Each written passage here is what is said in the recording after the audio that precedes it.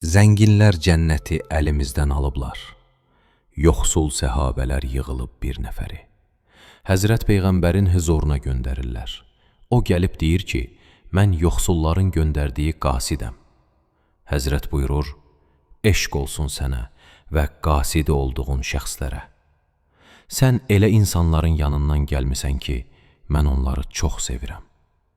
Qasid deyir, yoxsullar deyirlər ki, zənginlər cənnəti əlimizdən alıblar.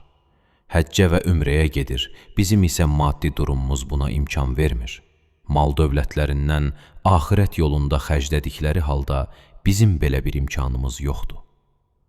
Həzrət onun cavabında buyurur, mənim adımdan yoxsullara de ki, Allah zənginlərə vermədiyi 3 xisləti az ruzisinə qani olub səbr edən yoxsula verər.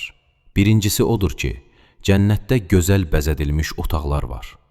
Yer əhli ulduzlara tamaşa etdiyi kimi, cənnət əhli də həmin otaqlara tamaşa edəcək.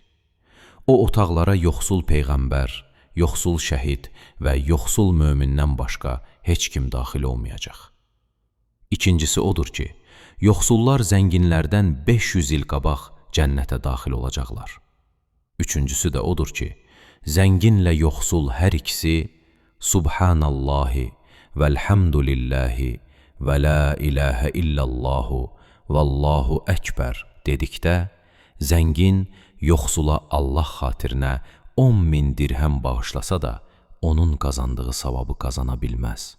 Digər bütün əməllər də eyni ilə belədir. Qasid yoxsulların yanına qayıdıb, Peyğəmbərin buyurduqlarını onlara çatdırdıqda, hamısı razı qalır.